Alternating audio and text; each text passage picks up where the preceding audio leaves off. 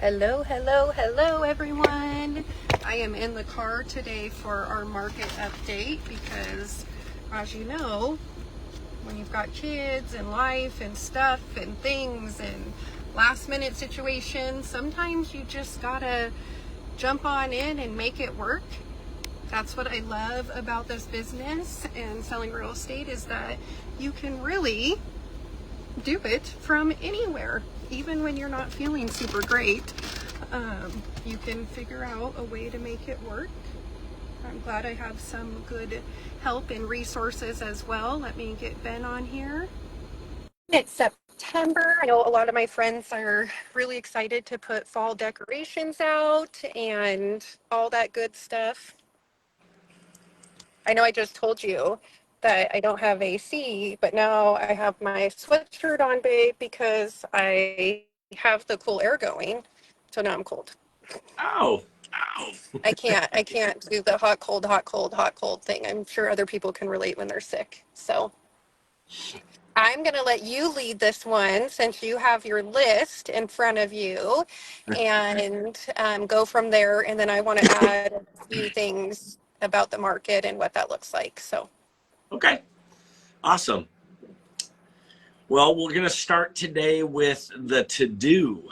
I know that was a huge hit. I know I've had a lot of questions recently from a lot of different clients on the do's and don'ts of real estate, where we as professionals know that it's common knowledge to do things or not do things. I know that some other realtors and lenders don't go into detail on these. So this is really huge stuff. And if you ever need a full list of it, please reach out to us.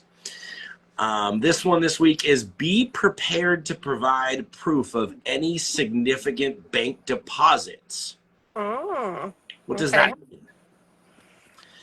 Anything out of the norm is what I usually say. If you consistently get a $300 deposit because maybe you drive Uber or someone is giving you rent money or whatever it may be, and it's there every single month, you most likely won't have to go into too much detail on that. As far as something like one time, if a one time came in, maybe you won money at the casino or something happened and it was a large cash deposit, they're going to make you kind of describe what that is when you're in the process of buying a home. So you just want to make sure if there's anything out of the ordinary, that you want to make sure that you let your lender know right away so that we can address that early, maybe even get a letter of explanation or proof of where it came from so that we can either use it, or sometimes if it was cash and we cannot track it, that it's removed completely from that balance. So if it was $5,000 and your uncle gave it to you because you're buying a house, but we can't find it, we can't track it, we have to remove it and you have to go get another 5,000 somehow. Okay. That makes sense. I Yeah. see that happen with like earnest money deposits and Yeah, those a types of lot. things. And so we have to like pull it back out and back in. And we talked about what earnest money was the other day and what that looks like. So go back and watch our video from a couple weeks ago, or if you have questions on specific terms, we have a term sheet, as well as we can direct you to our website or answer any questions you may have about that. So. Yep. Awesome. So I've been asked this forever, and it's not just clients or future homeowners or even homeowners currently. It's how does buying a home truly create wealth?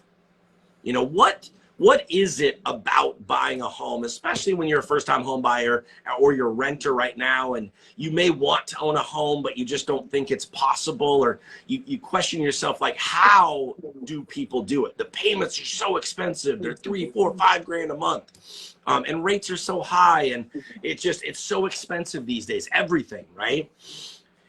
Truly buying a home, it's never the first year do you really get the reward or truly start to build wealth. This is not some get rich quick scheme. This is not some, you're going to buy a crypto or, a stock that's going to skyrocket in 6 months. Yes, there are opportunities out there where you can buy a home and it does go up because of an opportunity, or maybe like a flip. But majority of wealth that's built in real estate is a 5-year plan. It's a longer term, it's a longer run. And so when you're watching the news, like there was a report today that said, recession in coming in the future. I don't remember exactly what it was, but I just kind of glanced over it. Pause But for a second. We are yes, currently in a recession. That is the reality. We are in correct. a current real estate recession, but that doesn't mean that things aren't still selling or there's not opportunity. I think most people get scared to purchase in these types of markets when there's more opportunity in these markets than there is when everyone else is doing what everyone else is doing. Well, the statistic I read today about that specifically is the media is super negative around the housing. Obviously, negative media sells. So don't be fooled by what the media has said. Please do your own research, because even if we are in a recession, or even if we are everything that's being told out there, in the housing market, the last 77 housing markets out of 83, 77 of them were up, meaning that you've gained, wealth through those 77 out of 83 markets. That's huge. Well, and That's one of the most. I was gonna say that's what I wanted to talk about today too, is Sorry. that I looked in, I'm just gonna interrupt you because my brain can't stop That's fine. thinking, Go but ahead.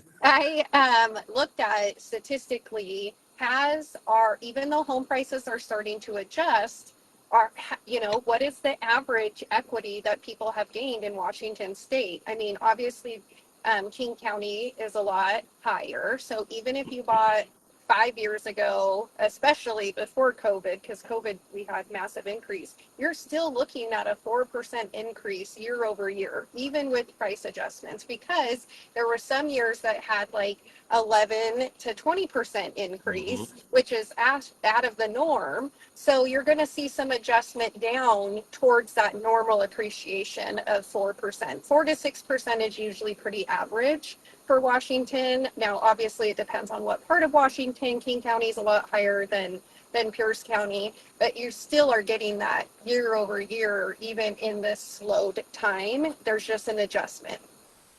Well, I have some numbers on that right here, which is amazing, and I can't wait to go over it, because this truly re-inspired me as a professional, to where I'm talking to clients every day about building wealth in real estate and why. And this just reaffirmed it for me, why it's the best investment someone can make. Case-Shiller home price appreciation report came out.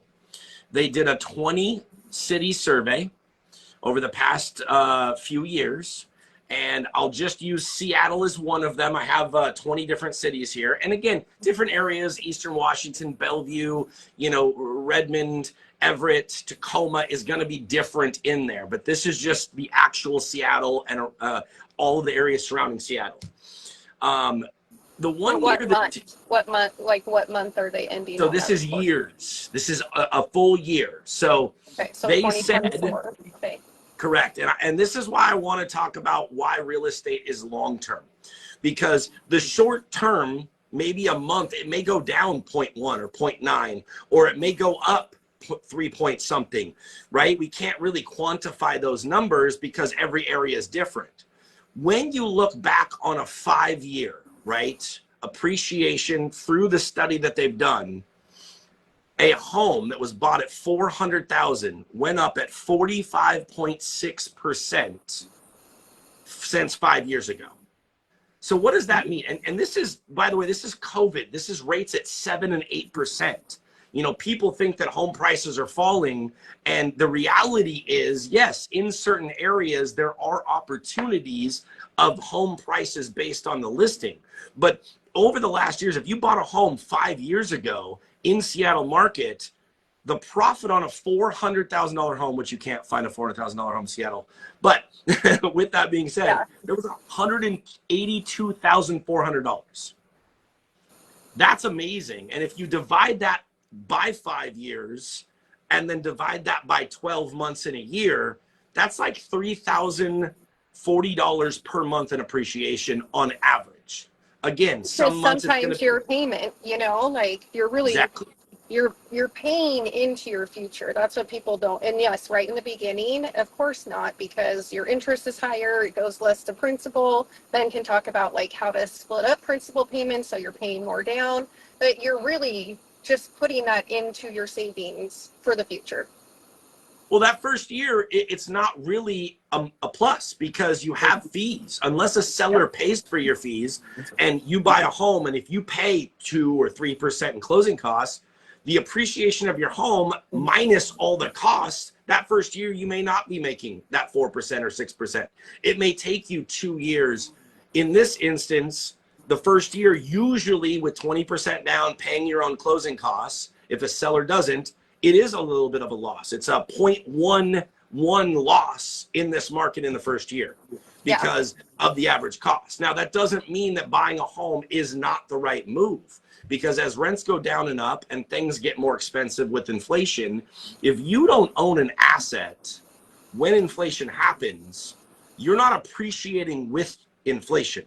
So you're not hedging the difference in what that looks like. So the biggest thing that got me, and I'm so excited about this, is wealth is not built overnight in real estate. It takes a few years, but wow, you buy Wealth a is not home. built overnight in anything. No, There's not a quick fix to anything, but this is a almost like a secured savings account, a trust bond that you cannot touch, right? And you're not, if you're going to sell your home in the first year or two, you're going to lose money. That's reality. You've got fees to sell, all of that kind of stuff, you know. So that you really got to look at this as the long game and make sure that your real estate agent and your lender are helping you look at it from an investment standpoint. You know, is this house going to be able to appreciate? Will I be able to sell it in 5 years if that's my plan? If this is my forever home, then what are my options, you know, for that retirement money? What does that look like? You know, there's different scenarios for each thing, but it's not just about the home. It's about a lot more that goes into it. well, and I want to remind, and or those of you who don't know, if you're renting and you're just looking at payment and versus rent versus buy, there are other buying benefits. It's not just the appreciation. You do pay principal with based on what your interest rate is. There is some form of tax deduction based on what your tax break is. Please reach out to a tax professional on that to find out more. And then also, you have an opportunity in this higher rate environment that we're in, to be able to lower that in the future and refinance into a better loan, maybe a 15-year, maybe a 10-year, maybe, you know, kind of trim off hundreds of thousands of dollars of interest by creating a plan. So it is so huge to invest in real estate now as a first-time home buyer more than ever, because sellers are paying closing costs at some facet. You know, you're getting a home at a price maybe in 5 years that it may be 180 plus thousand more expensive for that same home. And we've seen it. Tacoma Homes, if you're out looking and you're a first time home buyer, 5 years ago, maybe even 6 because it was COVID, a little before that, home prices were a lot lower. Now they're even higher, and they will continue to go because it's an asset and it's wealth building. Well, and even a couple of years ago, you couldn't find a home for under 400,000, and now you can again. And that's, you know, you're going to take an adjustment from your 3-bedroom, 2-bath home that you're renting to maybe a 3-1 or a 3-1.5 or a 2-2.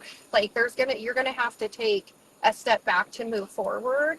But it's, you know, can I live here for the next 5 years? Is this tolerable? Can I make this work? And then be able to move forward with that and take that hundred and something $1,000 and move it towards your next goal. But it isn't just first time home buyers. There's a huge opportunity. You might not make what you want on the sale of your home right now, but you're going to make up for it on the buy. And be able Agreed. to consolidate some debt. I mean, Steph, she had so much equity in her home. She paid off all of her car loans, bought a bigger house with more land, more expensive, you know, higher interest rate, and her payment is still $1,000 less, and she has no debt because she took her equity and paid it off. So those move up buyers right now, or downsizers, they're, I would say, even is a bigger opportunity than first time home buyers, honestly. I agree. That's our next week conversation I was going to talk to you about, because I love that this is a great first time home buyer because they can get closing costs and get in. But I think the real opportunity is the person who has that 180,000 in equity, because those homes that are 800,000, 900,000 or more, they're kind of sitting because people don't want to pay the higher interest rates. But that's the Yep. exact opportunity that you can get a home for maybe 50,000 less, because people want to sell or need to sell maybe. So I think there's a really good opportunity there.